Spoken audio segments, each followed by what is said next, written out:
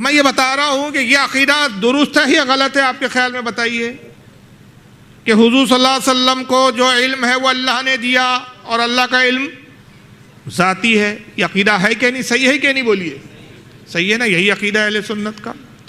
اب اس پہ سوال ہوا کہ یہ عقیدہ رکھنے والا کیسا؟ تو مولانا اشرف علی تھانوی نے اپنی کتاب حفظ الایمان میں جواب دیا کہ اگر حضور کو علم عطائی ہے، اللہ نے ہی عطا کیا، تو اس میں حضور کا کیا کمال ہے؟ جیسا علم حضور کو ہے ایسا علم تو جانوروں کو بھی ہے، پاگلوں کو بھی ہے، ہر دو ٹانگ کے جانور کو بھی ہے، بچے کو بھی ہے۔ اس لیے کہ اگر عطائی علم مانتے آپ رسول کے لیے تو پھر تو جانور کو بھی اللہ نے کچھ نہ کچھ علم تو دیا ہے نا، بچے کو بھی کچھ نہ کچھ علم دیا ہے، پاگلوں کو بھی کچھ نہ کچھ علم ہوتا ہی ہے، تو اس میں حضور کا کیا کمال پھر؟ مجھے یہ بتائیے کہ نبی کے علم کو جانور اور پاگلوں کے علم سے اور بچوں کے علم سے تشبیہ دینا، اس کی مساوی قرار دینا، یہ رسول اللہ کے علم کی اور رسول کی توہین ہے یا نہیں ہے؟ بولیے توہین ہے نا؟ یقیناً توہین۔ جیسے کہ میں کہوں کہ مولانا اشرف علی تھانوی کو جو بھی علم ہے، اس میں مولانا اشرف علی تھانوی کا کیا کمال؟ جیسا اشرف علی تھانوی کو علم ہے ویسا تو کتے کو بھی علم ہے، ویسا تو سور اور خنزیر کو بھی علم ہے۔ تو بتائیے ہر دیوبندی یہ کہیں گا کہ نہیں کہ ہمارے مولانا کے علم کی توہین کی؟ کہیں گا نا؟ تو جب جو جملے اگر تھوڑے سے بدل دیے جائیں اور وہ رسول کی جگہ مولانا اشرف علی تھانوی کا نام لے لیا جائے تو آپ کہتے ہیں توہین ہو گئی، اور یہی بات جب آپ رسول کے لیے کہتے تو پھر رسول کے لیے توہین کیوں نہیں ہوئی؟ یقیناً اسی بنیادوں پر، انہی کتابوں کی بنیاد پر ہمارے علماء اہل سنت میں، اور جس میں خاص طور سے اس وقت جو قیادت کر رہے تھے ان تمام علماء کی، وہ تھے امام احمد رضا محدث بریلوی رضی اللہ تعالیٰ عنہ۔ انہوں نے کفر کے فتوے لگائے ان پر، اور یہ فتویٰ صرف ہندوستان سے نہیں لگا بلکہ حرمین طیبین یعنی مکہ اور مدینے کے 37 اور جید علماء نے ان پر فتویٰ لگایا کہ ایسا عقیدہ رکھنے والا کافر ہے۔ اب بتائیے اگر ایک بڑی جماعت اس بات کو لے کر ان سے ناراض ہو گئی، اختلاف ہو گیا، دو گروہ ہو گئے، دو گروپ بن گئے، اختلاف ہو گیا، فرقے ہو گئے، ٹکڑے ہو گئے امت میں، بہتر کیا تھا بتائیے؟ حل کیا تھا؟ آج یہ فرقے کے لوگ دعوے کرتے ہیں کہ بھائی جوڑنے کی بات کرو، توڑنے کی بات مت کرو، ٹوٹے آپ ہیں کہ ہم ٹوٹے، نکلے آپ ہیں کہ ہم نکلے۔ اب اگر آپ کہتے ہیں کہ ہم جوڑنے کی بات کرتے ہیں تو اگر واقعی یہ تم جوڑنے والے ہوتے، یہ مکاری کے جملے، تمہارے فریب کے جملے، اگر تم واقعی جوڑنے والے ہوتے، مجھے بتاؤ یہ چھوٹا سا کتابچہ اور یہ دو چھوٹے چھوٹے سے کتابچے جن کی بنیادوں پر دو گروپ بن گئے، دو فرقے ہو گئے، امت میں اختلاف ہو گیا، دو ٹکڑوں میں امت بڑھ گئی، یہ کتاب قرآن ہے کہ حدیث ہے؟ بولیے کیا ہے یہ؟ بولیے قرآن ہے یہ کتاب؟ قرآن ہی واحد وہ کتاب ہے نہ جس کا زیر بدلا جا سکتا ہے نہ زبر بدلا جا سکتا ہے، وہ اللہ کا کلام ہے۔ یہ تو تمہارا اپنا کلام تھا، تمہاری اپنی تحریر تھی، تمہاری اپنی بولی تھی۔ اگر واقعی تم سچے تھے، تم امت میں اختلاف نہیں چاہتے تھے، تم محبت کرنے والی باتیں کرتے ہو، تو تم کیا کہتے کہ چلو ٹھیک ہے، اسی ایک کتاب پر ہمارے پورے عقیدے کی بنیاد نہیں ہے، اسی ایک کتاب کی بنیاد پہ پورا اسلام نہیں ٹکا ہوا، یہ کوئی کتاب جو ہے نہ قرآن ہے نہ حدیث ہے نہ قرآن کی کوئی آیت ہے کہ جس کا زیر و زبر نہ بدلا جائے، یہ ہماری اپنی کتاب ہے۔ اگر ایک جماعت، ایک طبقہ، ایک بڑی تعداد میں لوگ ہم سے اختلاف کر کے الگ ہوتے ہیں اور ہم کو کافر قرار دیتے ہیں، لیجیے ہم اس کتاب کو چھاپنا بند کرتے ہیں اور اس عقیدے سے توبہ کر کے کلمہ پڑھ کے ہم آپ سے گلے مل لیتے ہیں۔ لیکن یہ آج تک کرنے کے لیے لوگ تیار نہیں، مگر جھوٹے دعوے قوم کو گمراہ کرنے کے لیے ضرور کرتے ہیں کہ محبت کی بات کرنی چاہیے، اختلاف کی بات نہیں کرنی چاہیے۔ تو اختلاف تو اس کتاب کی وجہ سے ہوا، تو جس چیز نے اختلاف پیدا کیا اس کو دور کرنا چاہیے تھا کہ نہیں کرنا چاہیے تھا؟ لیکن نہیں کیا انہوں نے، اور آج تک قوم کو فریب دے رہے ہیں، اور بلکہ اسی عقیدے کی بنیاد کو لے کر آج تک رسول کی توہین کرتے آ رہے ہیں۔ انہوں نے کہا رسول اللہ کو علم غیب نہیں ہے، آئیے ایک کتاب اور لکھی گئی، اس کتاب کے دفاع میں پھر ایک کتاب لکھی گئی، یہ ہے البراہین القاطعہ۔ اس کی نہیں آ رہے؟ ہاں تو رہی ہے، ادھر سے گڑبڑ ہے، ادھر سے کچھ نہیں ہے۔ القاطعہ، اس میں کیا لکھا گیا دیکھیے، اب اسی بات کو نبھایا گیا۔ مولوی خلیل احمد امبیٹوی اسی جماعت کے مولانا ہے، انہوں نے لکھا اس کتاب کو۔ تو ایک کمزور حدیث، جھوٹی حدیث کو، اور ایک بہت بڑی ذات اور شخصیت ہے آج سے 550 سال پہلے کی، جن کا نام شیخ عبدالحق محدث دہلوی، ان کی طرف منسوب کر کے ایک جھوٹی روایت لکھی گئی جو کہ انہوں نے لکھا ہی نہیں۔ اور لکھا کیا گیا کہ فقر عالم علیہ السلام فرماتے واللہ لا ادری ما یفعلوا بی ولا بکم۔ ترجمہ یہ ہوتا ہے کہ رسول اللہ فرماتے کہ میں نہیں جانتا کہ میرے ساتھ کیا ہوں گا اور تمہارے ساتھ کیا ہوں گا۔ الحدیث۔ پھر کہتے ہیں شیخ عبدالحق روایت کرتے ہیں کہ مجھ کو دیوار کے پیچھے کا بھی علم نہیں۔ یعنی علم غیب تو بہت بڑی بات ہے، چھپی ہوئی باتوں کو جاننا تو بہت دور کی بات ہے، آنے والے زمانوں کی خبریں دینا تو بہت دور کی بات ہے۔ رسول اللہ نے تو یہ تک فرما دیا ہے کہ مجھے دیوار کے پیچھے کا بھی علم نہیں، اس دیوار کے پیچھے کا میں بھی نہیں جانتا ہوں۔ اور یہ کہا کس نے؟ نام کس کی طرف منسوب کیا؟ شیخ عبدالحق محدث دہلوی رحمۃ اللہ علیہ۔ حالانکہ وہی شیخ عبدالحق محدث دہلوی خود کیا کہتے ہیں؟ ان کی کتاب ہے مدارج النبوت، اس وقت ٹیبل پہ بھی رکھی ہوئی ہے میرے پاس، فارسی زبان میں ہے، اس کی جلد نمبر 1 ہے، صفحہ نمبر 7 ہے۔ آئیے مدارج النبوت میں خود شیخ عبدالحق کیا کہتے ہیں، وہی شیخ عبدالحق جن کے نام سے لکھ رہے ہیں یہ جناب۔ وہ کہتے ہیں ایجا اشکال می ارین کے در بازی روایات آمدہ است کے گفت حضرت صلی اللہ علیہ وسلم کے من بندہ۔ کہتے ہیں بعض روایتوں میں یہ بیان کیا گیا ہے، بعض روایتوں میں یہ آیا کہ اللہ کے رسول صلی اللہ تعالی وسلم نے ارشاد فرمایا من بندہ، میں ایک اللہ کا بندہ ہوں، نمی دانم آچے در پس ای دیوار است، میں نہیں جانتا کہ اس دیوار کے پیچھے کیا ہے۔ شاہ عبدالحق کہتے ہیں کہ بعض روایتوں میں یہ بات ضرور آئی ہے کہ اللہ کے نبی نے گویا یہ فرمایا کہ میں نہیں جانتا، میں تو ایک عام بندہ ہوں، میں نہیں جانتا اس دیوار کے پیچھے کیا ہے۔ جوابس آنس کے ای سکن اصلینا دارات۔ کہتے ہیں اس بات کا جواب یہ ہے کہ یہ روایت ثابت نہیں، یہ روایت جھوٹی ہے، وہ روایت بدا صحیح نشیدہ است، یہ روایت ہرگز صحیح نہیں، من گھڑت جھوٹی روایت ہے۔ شاہ عبدالحق جس روایت کو جھوٹی قرار دے رہے، یہ شاہ عبدالحق کی نام سے گڑھ کے شاہ عبدالحق کو ہی ڈال دے رہے۔ جیسے کہ میں ابھی یہ کہوں مثال کے طور پہ کہ بھائی یہ رات ہے ابھی، یہ میں صحیح کہہ رہا ہوں، اب کل کوئی میرا دشمن میرے خلاف کیا کہے کہ فاروق صاحب پاگل ہو گئے، اندھیری رات تھی، تاریک رات تھی، اور کہہ رہے تھے کہ کتنی روشنی ہے، کتنا اچھا دن نکلا ہوا ہے۔ بھائی میں نے تو رات ہی کہا تھا، دن تو کہا نہیں تھا۔ لیکن یہاں تک کہ اب یہ بات کو آج تک ان کے مولوی ڈھورے، یہ مولوی صاحب کو سنیے آپ۔ لیپ ٹاپ کا ساؤنڈ بھائی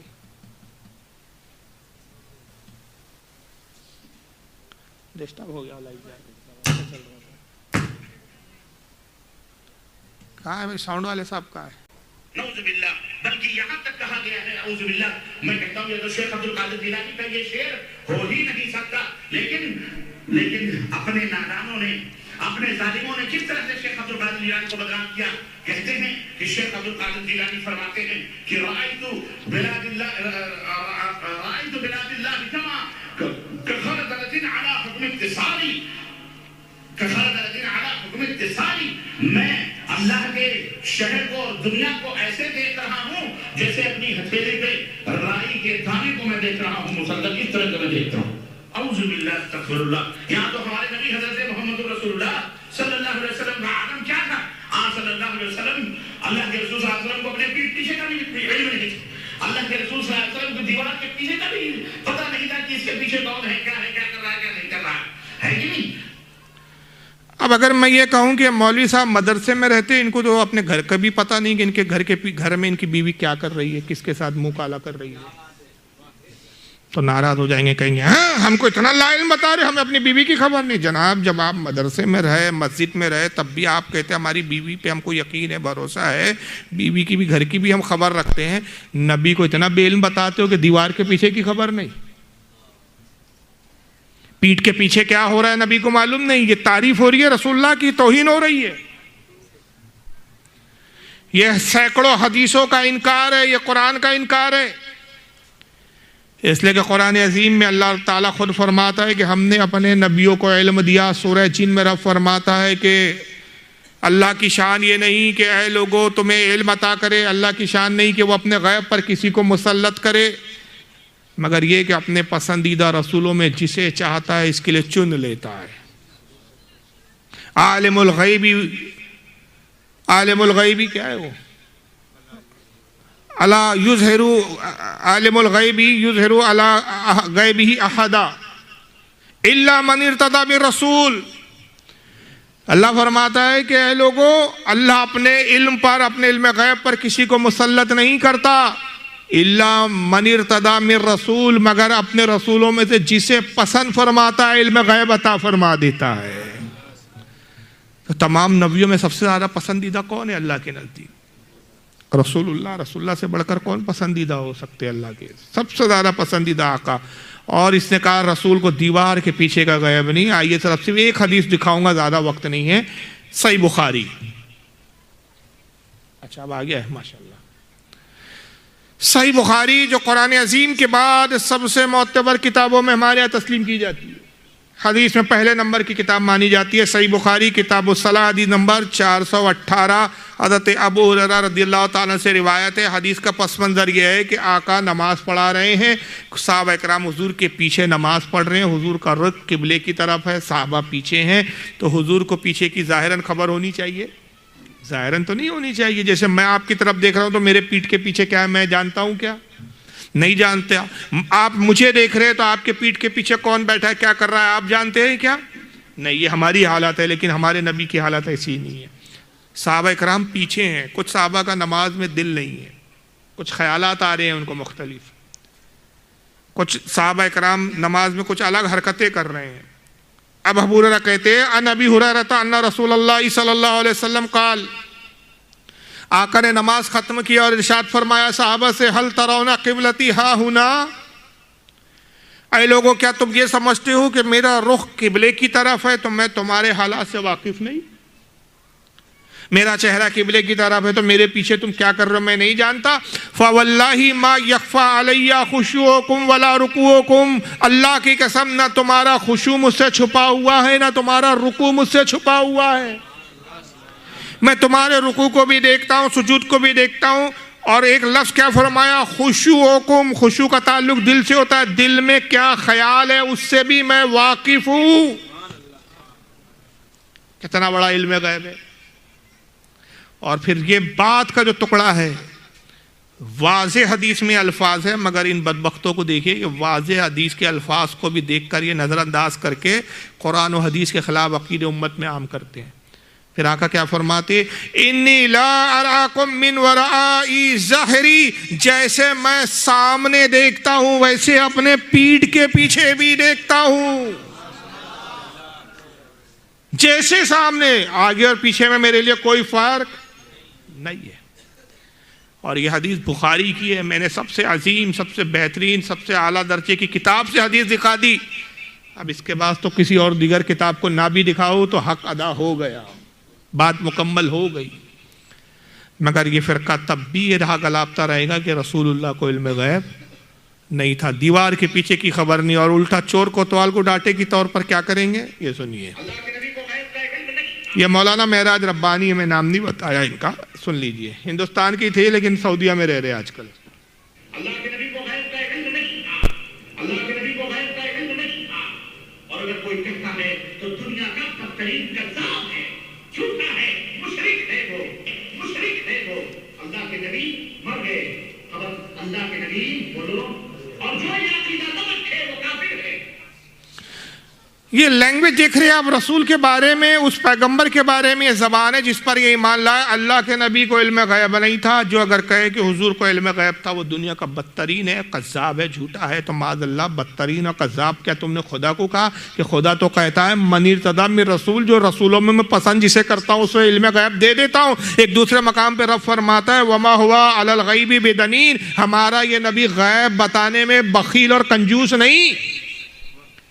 ہم اپنے نبی کو غیب کی خبریں دیتے ہیں اور وہ تم پر ظاہر کرتا ہے، کنجوسی نہیں کرتا بتانے میں وہ۔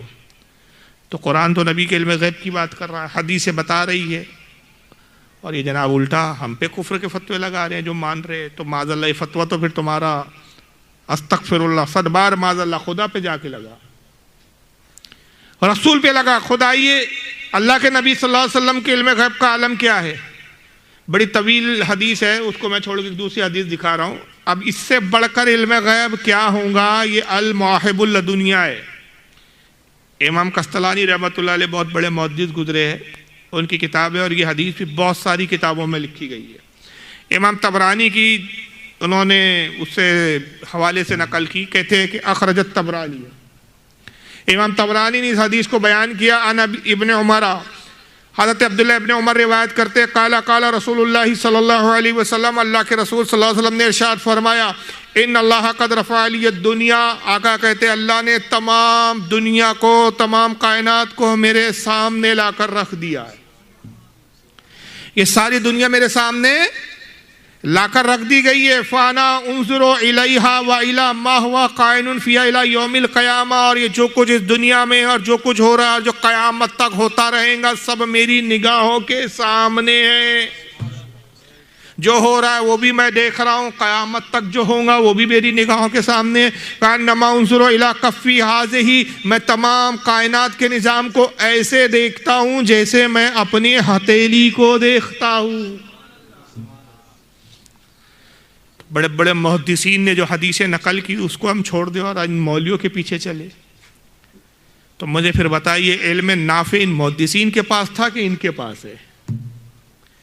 یقیناً اللہ نے علم نافع ان محدثین کو دیا جنہوں نے رسول اللہ کی حدیثوں کو لکھا, جو اپنے وقت کے امام تھے. اور یہ آج کے جو مولوی ہیں, آج کے جو گمراہ کرنے والے ہیں, ان کے پاس علم نہیں ہے, بلکہ جو علم یہ ظاہر کرتے وہ علم مصیر ہے, وہ نقصان دہ علم ہے.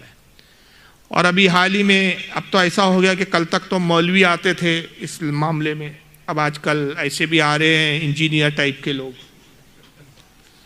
پاکستان میں ابھی اس وقت ایک پیدا ہوئے انجینئر, مرزا علی نام ہے جن کا, پلمبر بولتے ہیں ان کو لوگ.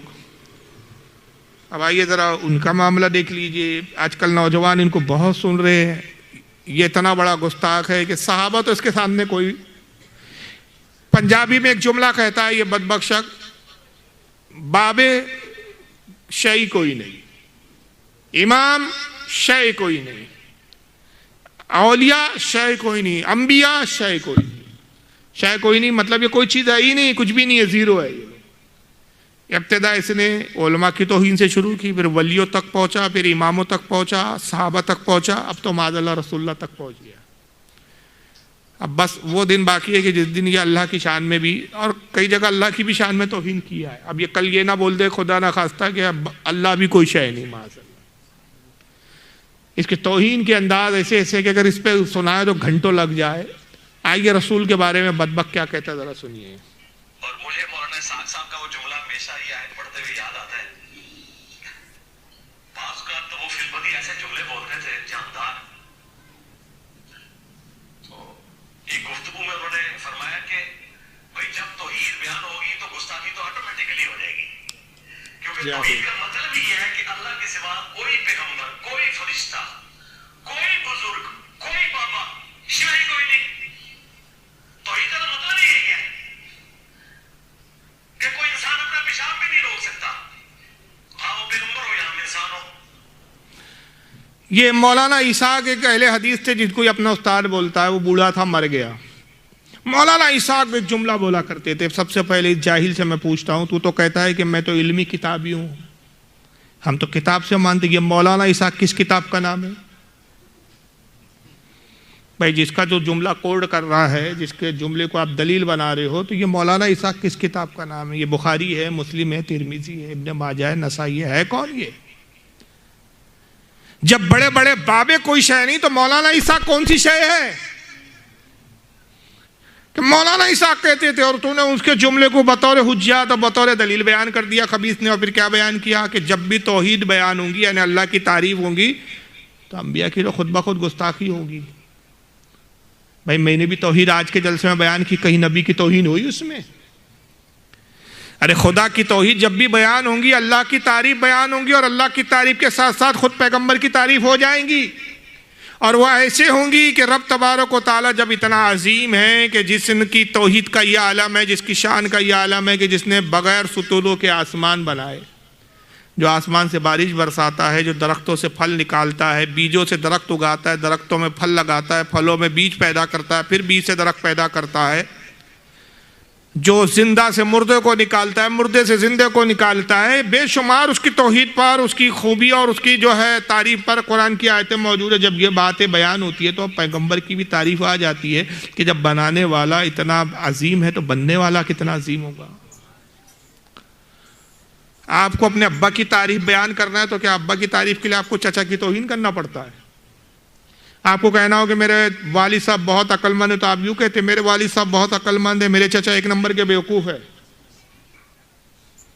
یہ کیا بات ہوئی بھائی کہ جب بھی اللہ کی تعریف بیان ہوں گی تو پیغمبر کی تو توہین ہوگی کہ اللہ کے سامنے تو پیغمبر کوئی شے نہیں۔ یہ تقوت الایمان والی بولی ہے کہ مولوی اسماعیل دہلوی نے بھی یہی کہا تھا کہ اللہ کی شان اتنی بڑی ہے کہ اللہ کی شان کے آگے تمام انبیاء ہو چاہے مقرب ترین فرشتے ہو چمار سے زیادہ ذلیل ہے۔ یہ کتاب موجود ہے جس میں بات لکھی ہے، یہ تقوت الایمان۔ یہ چھوٹے چھوٹے کتابچے لکھے گئے اور یہ سب بکواسات لکھی گئی ہے۔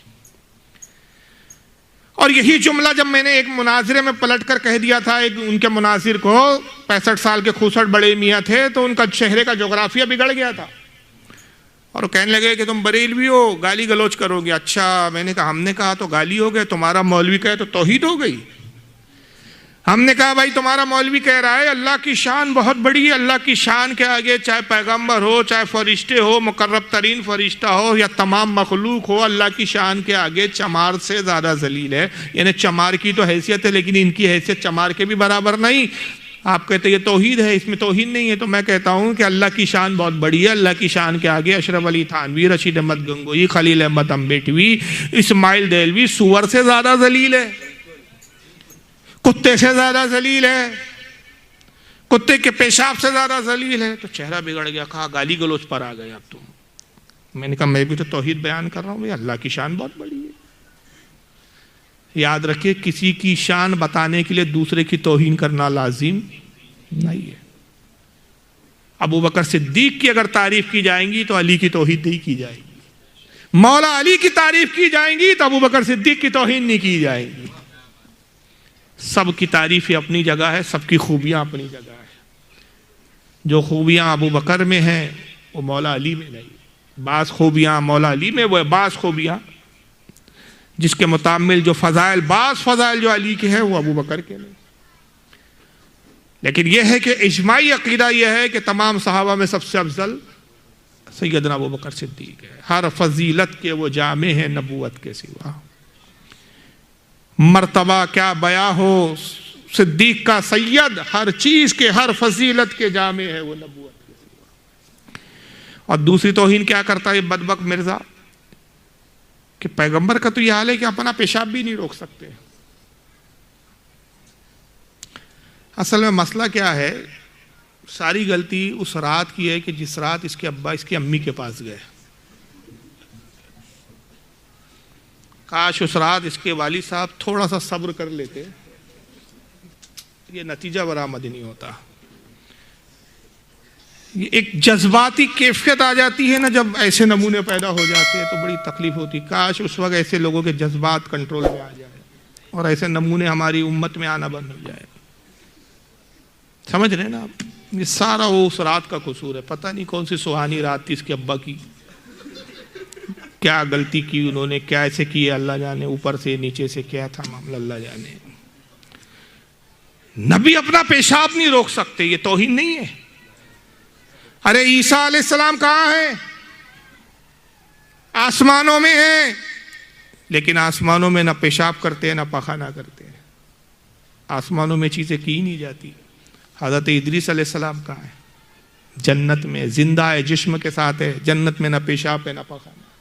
اور خود ہمارے نبی معراج پر گئے، آسمانوں کی بھی سیر کی، جنت کی بھی سیر کی، دوزخ کو بھی دیکھا، انبیاء سے بھی ملاقات کی، فرشتوں سے بھی ملاقات کی، نبیوں سے ملاقات، گفتگو ہوئی، اللہ سے بھی گفتگو ہوئی، اللہ سے بھی ملاقات ہوئی۔ یہ اتنی طویل معراج ہے، اتنی طویل معراج کہ امام غزالی رحمۃ اللہ علیہ فرماتے کہ اس معراج کے پورے واقعے کو اگر ہم دنوں پر سالوں پہ تقسیم کریں تو تقریباً 7 لاکھ سال کا عرصہ گزر جائے۔